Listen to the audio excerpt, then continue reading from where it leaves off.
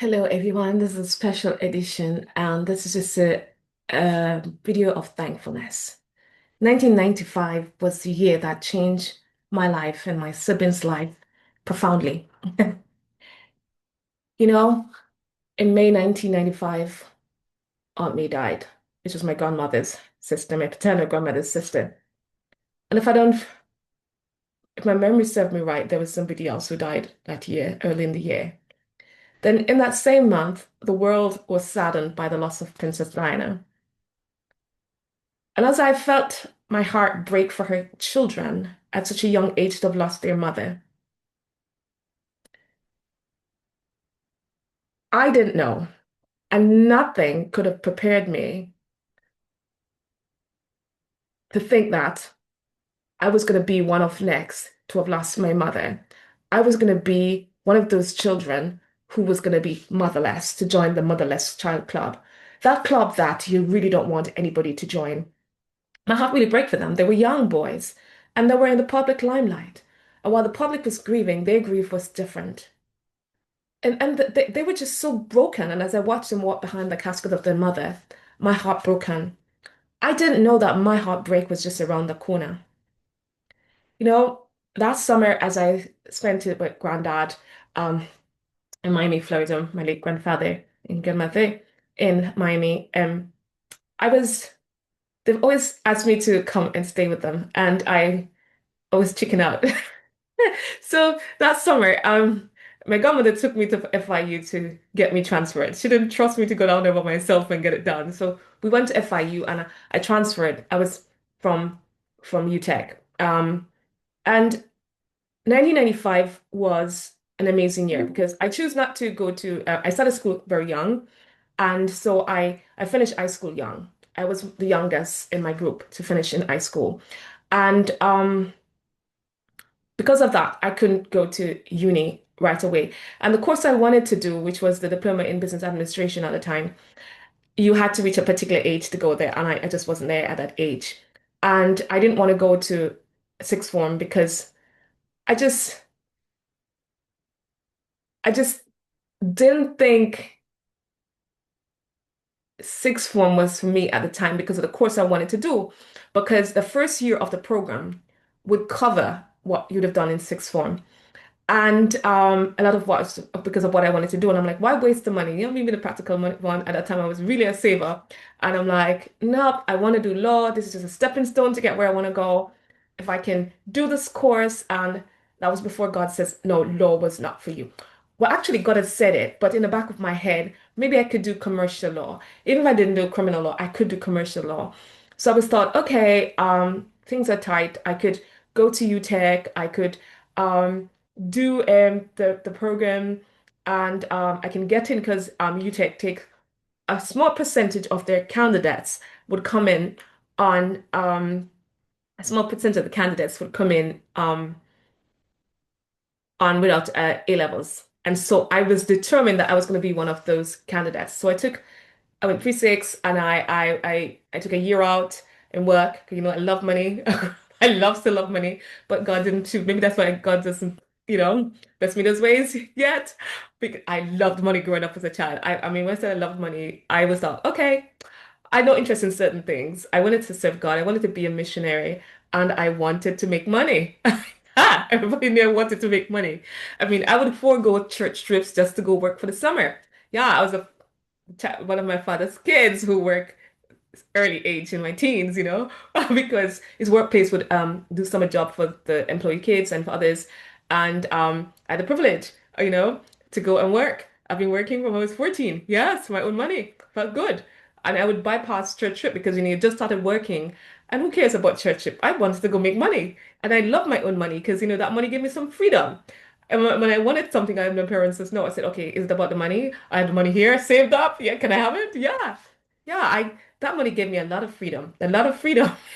Lots of freedom. I love money. I love working my own money from I was young. Oh yeah, very particular about that. And so you can see where I get some of the independent streak from, and being a motherless child. And sometimes in life, God made make us, and we don't understand where our life gonna go. We don't know what's gonna happen to us in our lives. And I had no idea that my life was gonna turn upside down. I started my last year in UTech and I was like, yes, God, this is for mommy. This year, I'm gonna get my distinction. I'm gonna walk across that stage with that distinction for mommy. I had everything put in it for mommy. She had sacrificed so much for me. She has gone through so much, and I wanted to make mommy proud. And I'm like, God, I'm going to be the youngest graduate in my class, and I'm going to walk across that stage just for mommy. You did it. I had a really pretty tight relationship with God at the time. And I mean, people thought I was so silly and stupid because I had no other ambition but being a missionary. And as I said, to go make money. I had no interest in getting married. No, none of that was on my list. As a matter of fact, if there was going to be a Seventh-day Adventist convent, I would have started it. And I did start the first singles club. Yes, I did. I did. Was president of the first singles club. Yeah. And many people think it was because you want to get married. I'm like, oh no, single, loving it for Jesus. I'm working for Jesus Christ. That was the mantra. And yeah, and it was all fun and good, but 1995 was the year that was going to really change my life. Nothing could have prepared me for what was coming. Nothing. I was there grieving. When we were young, when young people died, it was like when you hear someone die, it was someone old. And my mom was young. I'm a firstborn, and well, first living child from my mother. Um, yeah, actually had a stillborn, birth-born brother. Yeah. So what would have been the only boy if had he was been alive. So I'm the first living for my mother. So it was it wasn't an eventful year. It was a year when I said, God, we're going to do it. So, you have plans in life and you never know.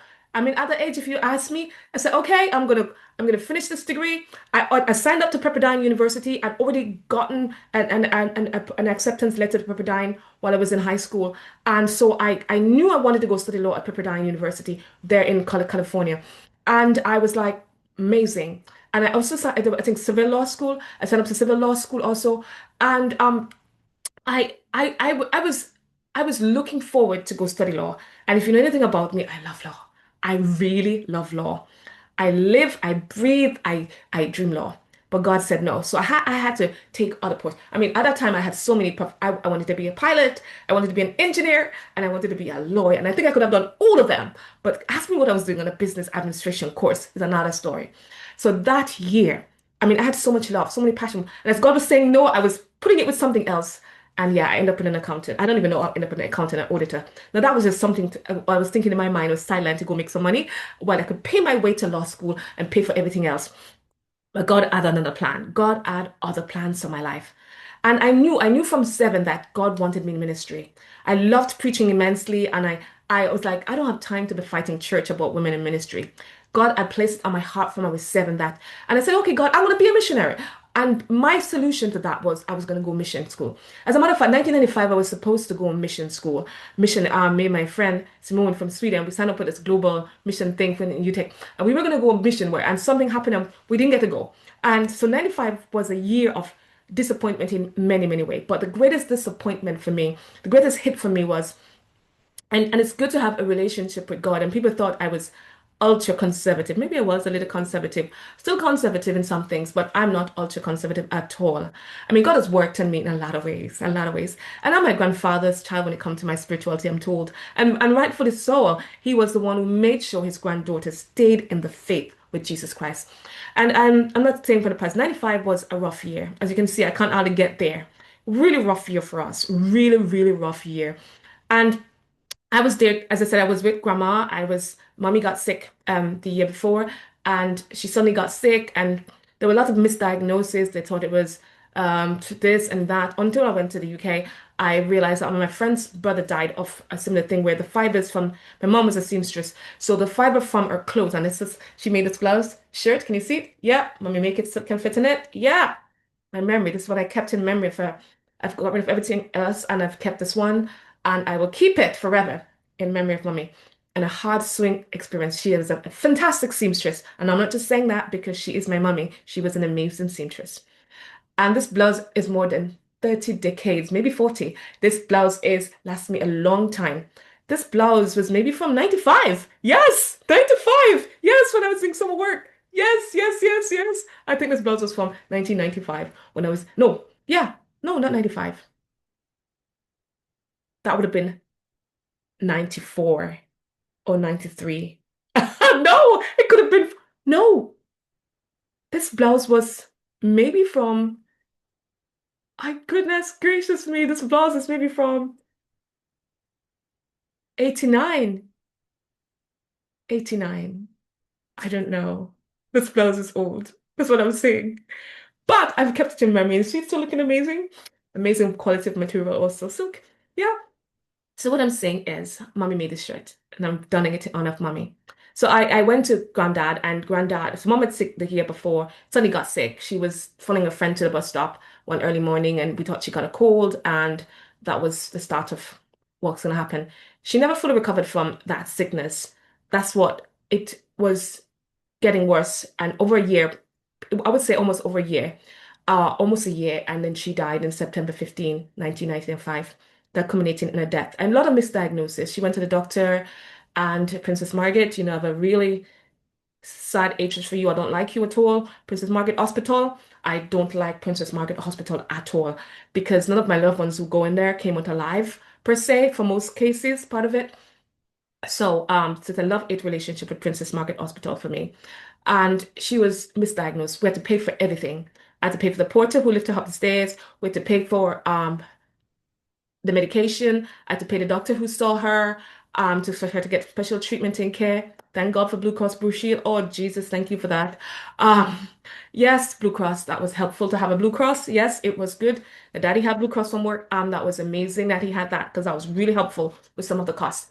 And being a student at UTech, I got discounted at the pharmacy for medication. Thank you, UTech, for that too. That really helped a lot. And it was an amazing time in my walk with God. And that was what kept me. I'm gonna take my time because this is really, really, really an interesting time for me. I'm gonna put up in parts and pieces because it's a lot. And God has been there. So as I said, I went to Florida to work for the summer and for, to work money, of course. I work money for my school. And my grandmother kind of convinced me to sign up, and I grudgingly went with her to FIU to sign up. And then I remember my ticket was running out to come back, and grandma was signing me up for school, and I was going to switch my visa to school. And I was allowed to work for the summer, and I was going to switch to school. I was that summer also. That was summer also. They had an education day at Maranatha Church there in Miami Gardens, and when God reminded me of His part for me in ministry, Andrews was there, and they were telling me that if I was international, which I was still international, I would need 20,000 for the I-95 form for my studies, and I'm like, rip off. No, God, it's not happening. And I just put it to the side about ministry again, and I signed up for school for FIU, applied for transfer from UTech for FIU, and it was going to transfer to the degree instead. And it was, I don't know what would have happened to my life. I don't know if I would have followed ministry, and if then I was passionate about preaching, so maybe I don't know if I was in pastoral ministry. I don't know if I'd followed and listened to the urging of the Holy Spirit, what would have happened. What I know would have happened was I would have been at Andrews that September when mommy died. I would have just started school in August, and mommy would have died September, and I would have come for the funeral, and I don't know what would have happened. I really don't know what would have happened. What I do know that while I was getting ready, preparing to go to FIU, my mother said to me, call, and she said, when are you coming home? And I heard in her voice that I needed to come home. Now, mommy has always been talking about dying early. She's always talking about when she dies, we're gonna come out to her grave and we're gonna cry and the things we didn't appreciate. And she was like, you see, you all don't want to do this thing, you don't want to learn to do this, and you don't want to do that. When I die, you're gonna all say if Miss Jennifer was alive. I call her Jenny B. Yaps, Jen Leg, Jennifer Legacy, as granddad would call it. That's my mommy, Jennifer Angela Brown. And God has been so faithful, and mommy, I call her the community Dorcas. She's my community Dorcas. Now, my mom was a living Dorcas in her time, living Dorcas. She mend the clothes for others. I mean, if I got 5 yards of blouse to make clothes, mommy will look at my blouse and says, "You no, you only have one body. These three blouses are good. Don't think you're gonna get five new blouses for school. No, you're not gonna get five new blouses for school." And she's gonna go through all my blouse, and we had a blouse every day, and an extra 6 or 7 blouse that we will wear, because we wear white blouse and green tunic for Marby High School. And so mommy was like, no, she was the type of person who would have extra blouse. And some of those people in the community took her for granted because they knew she always had, her daddy would buy our blouse material at Clothword and we buy that in 10 yards at a time. So, I mean, three of us, we don't need 10 yards of material. And at that time, Nadine was going to Excelsior, so she started going to Excelsior. So she wore cream. She didn't even need white blouse. I was out of school by then, but I'm just telling you the type of person she was. We would have extra material, and she would know somebody. She always knows somebody who needs something. And if you got, I remember when I got a pack of clip from a big box of clip. The first time I got so many clips in my life, it was a big box of clip of different shades and yos of colors, and I was so excited. And mommy was like, "What's going on with you? You know the rule." I just said, "You know the rule." So I gladly looked through. I said, "Mommy, but they're different shades. I have different color clothes, you know." And she was like, "Nope, one of every color." I had to take one of every color and just hand over the rest because there were other kids who needed it. If I had two dolls, how many dolls can you play with? Mommy knew somebody who had none who needed an extra pair. And when we were giving away stuff, she always said, always make sure that you give away something new. You can just give away what you don't want. That's where I got that from. You'll always give away your best, something that you want to wear.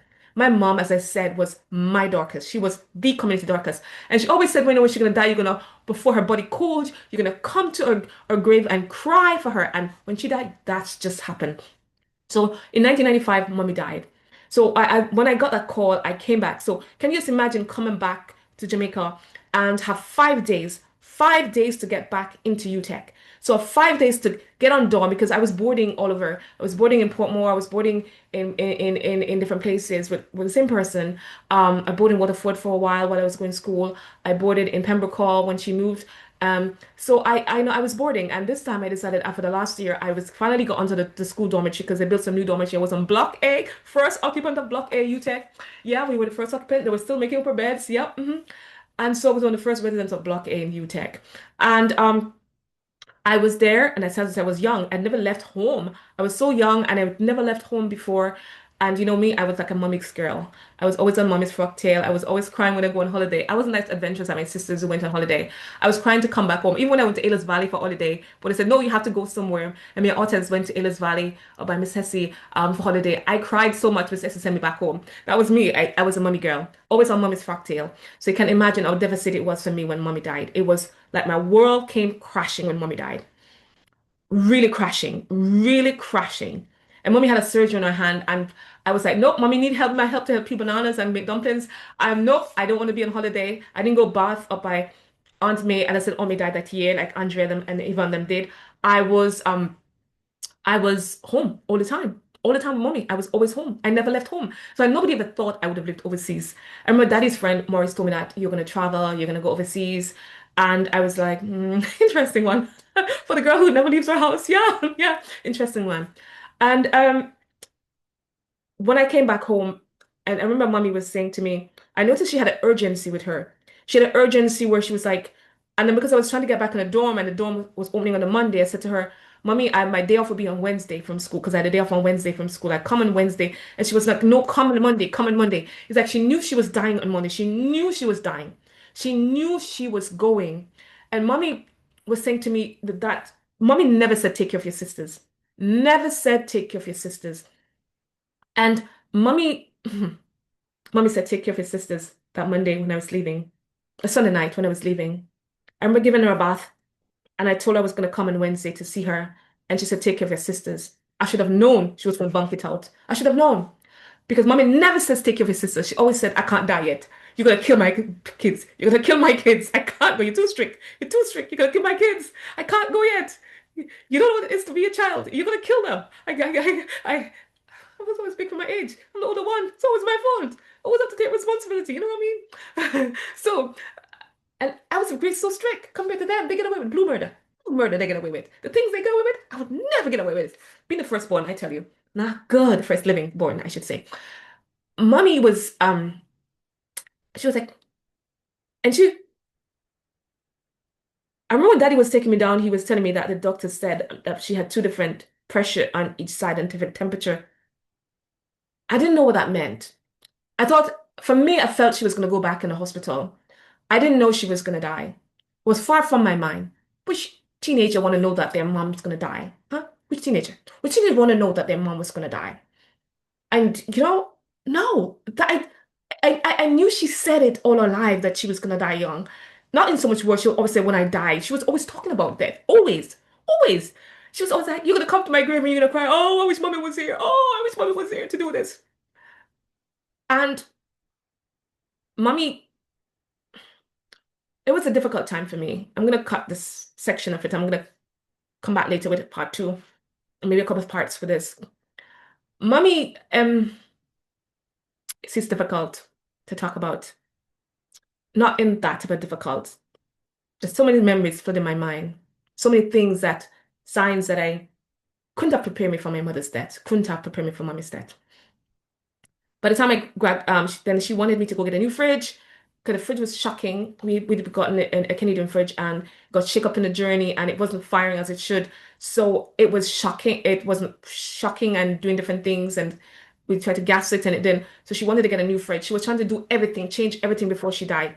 Everything that needed changing, she wanted to change it before she died. She had an urgency about her. And I said, okay, mommy, Wednesday when I come, we can talk about it. I can go get it on Wednesday. We can sort that out. Didn't know that Wednesday was not going to be to see her. And I hugged her, I left, and that was the last time I saw my mother alive. That was the last time I saw mommy alive. The very last time. And but when I was at the dorm, when you're new on the dorm, even though I was a senior in my last year of my diploma, because UTech didn't do degree in business administration at the time. So while I was in my last year, some of the girls who were already on the girls' dorm, can't remember what it's called, Lindsay, I can't remember what it's called, that girl dorm at UTech, and the old dorm, and they were kind of trying to bust us up, and I'm like, I don't do the whatever they call it, where they bark like a dog. With Mike on those places, they do stuff to the girls, where and I look up the school policy, and I said, the policy of the school said this is illegal. This is illegal. I don't pay my money to come here to be bullied. And I don't take bullying of no form and no type. Don't encourage it. So they thought I had attitude because there was something going on in me also. And I was like, I'm not going to support bullying. Don't ask me to bark like a dog because I'm not a dog. I'm Princess Claudia, as you all know. Fearfully and wonderfully made. I'm God's princess. He said so. I'm royalty, says God. I don't care about certain stuff. I am royalty because God says so. Not because I need any earthly lineage. I'm lineage above. And you know Claudia believed that, yeah? She's royalty. Royalty. Yeah. You are royalty, said the song. I believe it with all my heart. You know that. So I'm Princess Claudia, as you know, Princess Vanya. Yeah. I believe it because God says so. Not because I don't need no earthly status and title. I'm gonna walk on the street of gold, folks. Yeah. I'm Princess Claudia because God says so, and because Jesus is king and he's my brother. So that made me Princess Claudia. All right, so get it. Good, good.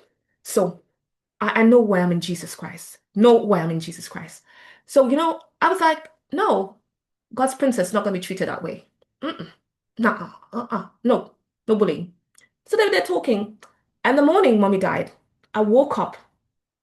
I wasn't averse to getting up early because it was the first morning in the dorm to Monday morning. Wasn't averse to get up early and to go for a run.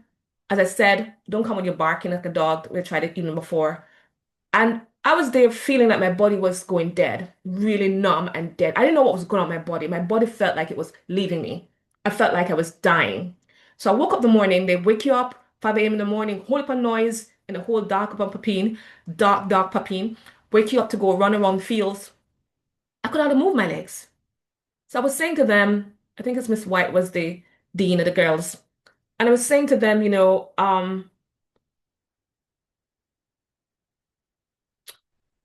I'm not feeling well. She had this like soul's hair, short, dark lady. And then this other lady girl was a dorm of our dorm. Okay, I can't remember her name, can see her face. But they didn't believe me. They didn't believe me. And I was like, I don't believe in if I did know. And they were like, oh, because she's a third year, she feels that uh she's better than us because but on the dorm you're fresh. I'm like, I pay my money for this dorm. Did you pay my dorm fee? Are you gonna pay my dorm fee for me? Well, you don't have a say about my dorm room. And they were like, oh, she's full of attitude. I mean, I was really feeling like I was dying that day. And they were like, I said, let me tell you something. This girl don't believe in people pleasing. This girl don't believe if I did know. You're gonna come back and tell me if I did know. Why didn't you tell me? I was telling you when you weren't listening. So I walk around the field. I couldn't even, I like jogging. I couldn't even run around the field. I tried to run around the field and then they thought, oh, she's full of attitude. She's not even running, she's walking. The naysayers in life. And I wasn't giving them the ounce of time. I walk around the field. Then she told me she was going to come and throw water in my bed. Yeah, yeah. My new bed, my new room. As I said, we're the first occupant of Block A. Yeah, we're the occupant of Block A. Block F across the way, the main door. Yeah. I could look to my window and call out to Noel over across there. Yeah. Block A. Yeah. Those were UTEC days. And she told me, I just pushed my head through the window and said, if you pay for this bed, come and put water in it. And you will know what God you're serving today. God converted me. Okay, well, I was like, because you're paying for this bed, you come and put water in it, and you would know what God you're serving. So I went down and I said, and I ran. So when I came back, I did 2 laps, I think, and I came back. And I said, I'm really not feeling well. I went and I lined my bed, and I'm going to wrap it up here for this morning part of it. I went and I lined my bed, and what happened after that was unbelievable. I laid in my bed, and I don't know how to tell the story. I'm taking my time. Sorry, guys. I laid in my bed, and when I laid in my bed, it was hard. They had these windows, those green windows, and the doors, and you open them. The window above my head, because I was on the bunk top of the bed. And I opened the window. I was the first one in. My roommate had come late after me. I've opened all the windows, so there was breeze flowing through the room. I could feel the breeze on my skin, but I couldn't move. I just laid in that bed the whole day. Didn't want food. Barely dragged myself off to go to the bathroom. My body felt like it was dying. Dying, dying, dying. I can't explain it. Dying. At the time, I didn't know what was going on. I really didn't know what was going on. And about minutes to 6, I started at 5 o'clock. I was tossing, tossing, tossing, tossing. I wasn't breathing. I was telling them I can't breathe. I see the girls there standing by my bedside. I was tossing, and I could hear them say, "Oh, she was really sick for true." And I was sticking my head through the window. The breeze, I could feel the breeze, but I wasn't getting the air. I felt like I was suffocating, like every air was leaving my body. And when it comes towards Minister Six, somewhere there, I just toss, I toss, I toss, I toss, and I was roll over, and I was lying still. I could hear them saying, my eyes were wide open, like I was lying on my back. And because I was lying on my belly first, sticking my head through like to right to the blade of the window, trying to get as much air as I could. And I was tossing and turning, and I was tossing and turning for life. I didn't know that was what my mom was going through at the time. I didn't know what was going on with me. And yeah, it was tough. It was rough. I had no clue mommy was dying. She was waiting with her eyes open. My eyes was fixed open, stare wide open. That's how mommy died. Waiting to see one of her kids come home. That even my sisters were late because there was bus issues. And of course, I was on the dorm. I just came back trying to get back in the dorm. I was going to come back and see her on Wednesday. It was painful. I heard them talking. Is she alive? Is she dead? I can't believe she was that sick. Is she alive? Is she dead? I could hear them, but I couldn't move. And then I don't know how long I lay like that for. I could hear them talking and I couldn't move. And then slowly I felt life, I don't know how long, as I said, I felt life slowly coming back to me. I sat up in the bed, I scooted off, went into the kitchen, and I got something to eat. And they were all standing there looking at me like I was a living dead that just resurrected. And that night was rough. Didn't get much sleep. My body was slowly recovering, but I knew something was missing. Didn't know it was mommy and that she had left this and departed. It rained that night. When my family died, it rained. Yes, it rained. It's like cats and dog. I have to go. So I'm gonna wrap it up for this morning. And that's the start of my world sh shattered. So the next morning, when daddy came, I saw Nadine in the car. And I'm like, why is she not at school? I was asking him, ask a lot of questions, right? I was asking a million of questions. Why is she in the car? So before he could drive me off properly and tell me, why are you not driving your car? Why are you driving my stud car? There's his friends, done by lawyer friends. Why you do? I said, whose car is this? It's a Mr. car. Why are you driving? What happened to your car? Why are you not driving? Why do you need a car? I was asking a million questions. Poor fellow. Didn't have time to answer all my questions. I guess he got so frustrated because he couldn't answer all my questions quickly. And he was like, your mom is dead. I'm like, no, she's not. And then the previous evening, I just started reliving the previous evening in my mind. When did she die? Was 6 o'clock? Yesterday? Yes. So while mommy was dying, how did she die? Her every move I experienced. That's when my world came crashing down. Part one. So today I celebrate the God who mothers me for 30 years. It's been 30 challenging years. But God, you've been so good. You've been so good, God. I couldn't have made it this far without you. This year, I got my 4.0 doctoral for mommy. 4.0 for mommy. Didn't get the distinction in 1995. I did that, God, because of you. That was for mommy. But I did it, God, because of you. Because of you. And this Thailand trip is for mommy. Yes, that 1995 trip that I didn't make. Don't have all the money because I graduated and my school's not paying their part of it anymore. And yeah, because Illuminate, Adventist school, you have these mission trips as part of the course. They have several mission trips in the course, and some people to get volunteer hours as part of their course. So they have all these short trips and long mission trips, and even trips to alumni after you finish. So this trip means a lot. Not just Illuminate the mission trip. It's a trip that I've been meaning to take from 1995 that I didn't get to take. It's also what I've always wanted as a child, to be a missionary. I know you've been missionary in your backyard, and I did a bit of that 2 weeks down in Andrews. Yeah. But celebrate with me today as I share my journey from 1995 and how God has mothered me. I did just lose mommy in 1995, 3 months after I lose granddad. And I was at school also when I felt like something is wrong. I need to go home. 8 p.m. class finished taxation. I remember Mr. Powell's class.